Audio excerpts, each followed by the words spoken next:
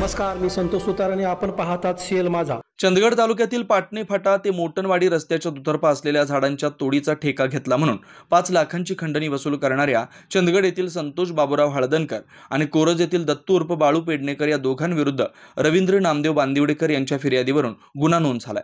रविवारी या संशयित आरोपींना न्यायालयात हजर केला असता न्यायालयाने 4 दिवसांची पोलीस कोठडी मंजूर केली. याबाबतची अधिक माहिती अशी की पाटणे फाटा ते मोटनवाडी रस्त्यांचं रुंदीकरणाचं काम सुरू होणार असल्यानं रस्त्याच्या दुतर्फा असलेल्या झाडांची तोड करण्याचं बांधकाम विभागाचे टेंडर प्रसिद्ध झाले होते.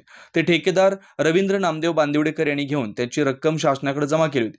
वरील दोघांनी 29 जानेवारी 2025 रोजी सायंकाळी 4 ते 15 फेब्रुवारी 2025 दरम्यान वेळोवेळी सार्वजनिक बांधकाम विभागाच्या कार्यालयासमोर तसेच नागनवाडी येथील हॉटेल बालाजीमध्ये हिंडगाव रोडवर 5 लाखांची मागणी केली. लिलाव तुझ्या नावानं झालाय, आम्हा दोघांना 5 लाख रुपये पाहिजेत, नाहीतर आम्ही तक्रार करणार असं म्हणून रवींद्र बांदिवडेकरांकडे 5 लाखांची मागणी केली. त्यानुसार त्यांनी 5 लाख रुपयांची खंडणी या दोघांकडे सुपूर्द केली. रक्कम मिळाल्यानंतर संतोष हळदणकर यांनी फिर्यादीस तुझं काम सुरू कर, आम्हाला पैसे दिल्याचं कोणाला सांगू नको असं सांगितलं. अशा आशयाची तक्रार रवींद्र बांदिवडेकर यांनी चंदगड पोलिसात शनिवारी दिल्यानंतर संतोष हळदणकर आणि दत्तू उर्फ बाळू पेडणेकर यांच्या विरोधात गुन्हा नोंद झाला. संशयित आरोपींना न्यायालयात हजर केलं असता 4 दिवसांची पोलीस कोठडी देण्यात आली. पुढील तपास पोलीस उपनिरीक्षक अरुण डोंबे करतायत.